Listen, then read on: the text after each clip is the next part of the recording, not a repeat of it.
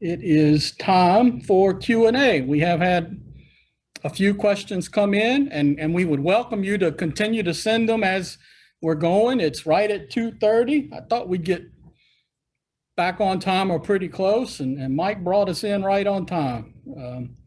So we'll start with the questions that we've gotten and then take them as they come as we're answering them, and then we'll wrap up with a few reminders and close things out. So actually this morning, before we had lunch and came to the afternoon session, there was one question about balanced mix design sent.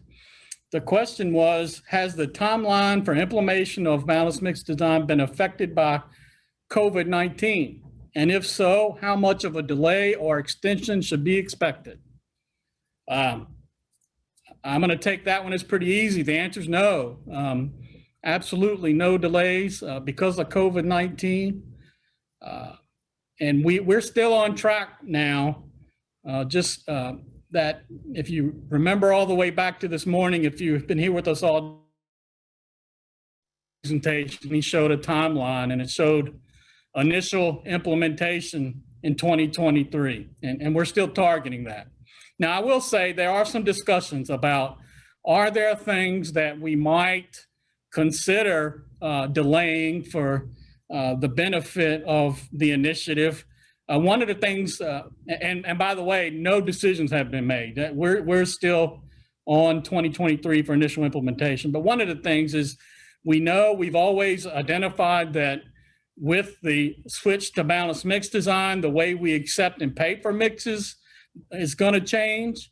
But do we do that right away or not is one of the questions that's being discussed right now. And it may be that we implement all of the technical parts of balanced mix design, but maybe not implement the new acceptance and payment until a year later or some other time. I'll say it again, that none of that's been confirmed. That's just a conversation point.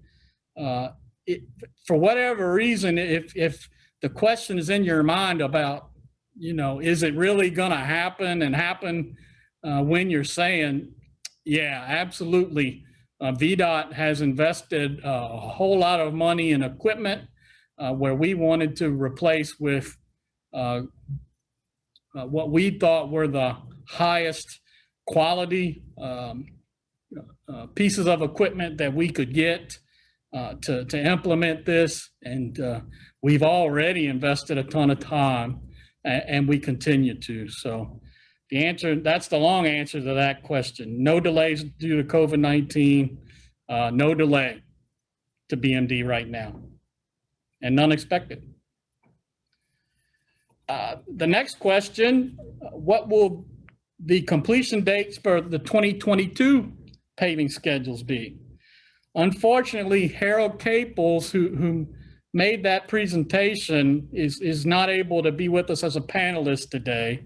I did trade emails with him to be sure. It's my understanding that the changes that were made for this contract season, 2021, all of those dates are going to stay the same for 2022. And that was a conversation that went on at the executive level with our leadership at VDOT, the chief engineer, the chief of maintenance operations, and industry, including VAA, Trenton, Tom Witt at BTCA, and others. So I believe the right answer to 2022 is same contract completion dates as this year. And then I believe there will be up for discussion about whether changes will be made thereafter. So hope that's helpful. The next question, I'm gonna speak to and then ask Robbie Good if he wants to weigh in on any thoughts and experience he had. It's about shoulder wedge. The question is, the special provision for shoulder wedge states that rolling should be stopped 8 inches from the edge and the edge should be rolled into static mode. Will this be changed?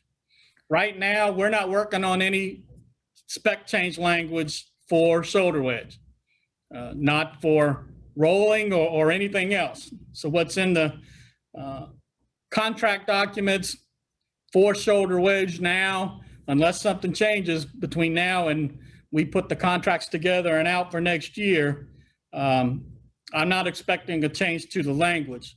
Now, to maybe the spirit of the question, I guess whoever asked it maybe is concerned or maybe has seen that it wasn't working well for them. I'm not sure. The spirit behind that, is when you roll that edge, you don't want it to be moving laterally on you. You want to be able to push that mix down and compact it well. It needs to be compacted well if it's going to last, without walking out to the right or left when you roll it. So, Robbie Good, if you could unmute your line and weigh in. Is there anything that you saw or wanted to offer about this question from your shoulder wedge projects? Robbie? Yeah, I looked through and tried to find it. I think that was more of an early on suggestion with some of the early lessons learned to try to help maintain that 30 degrees. But I think since then, we've kind of looked more at adjusting the angle coming out of the screed to try to help maintain that 30 degrees plus or minus 5. But again, I spoke in my presentation about maybe adjusting some of your roller techniques. And I mean, this is certainly a viable option. But again, I would stress that the density of the mat and getting that density, especially on that outside edge, I think it still remains important. I know in our district, we have a lot of unsuitable shoulders and rough shoulders as it is in any way. And so to try to focus on maintaining that edge and keeping that density out on that edge is very important to us. Very good. Thank you, Robbie. I hope that's helpful to whomever posed that question. And if you want to dig in a little more about the special provision, feel free to reach out to me or Sung Ho Kim on the specs and special provision language. And we can talk to you more directly about that if you have that question remaining. All right. We're running out of questions here, so I trust either everybody has learned as much as they want to learn today, or they're really tired and ready to end up. I've got one more here. How do different districts handle the use of roller pattern and control strip areas as bonus eligible, with the spec saying all lots eligible for bonus and the control strip being considered a lot? This is something we hear from time to time. I'm going to tell you both what the intent and what I think the language of it is. It's not intended that roller patterns or control strips are included or eligible for bonus. There are a couple of reasons why. Number one, a roller pattern by design, you're supposed to roll it until it breaks over and starts losing compaction and density, right? It's not intended in that very short length. Gosh, I'm gonna have to rely on memory, and that's a dangerous thing for an old guy. That roller pattern is what, 75 feet? It's the school teacher just gave me a thumbs up. All right, got a star for the day. That's not a very large place to operate either. In the other direction, certainly we're not going to penalize anybody if something goes wrong with at least the first roller pattern. Same thing with control strips. We're not looking to break them over, but they're only, here I go, maybe 300 feet long, very short distances, and we're trying to match what's in the field and what we get with the nuclear gauge so we can use it in the test sections on the rest of the job. The test section language of the spec is where the bonus is mentioned.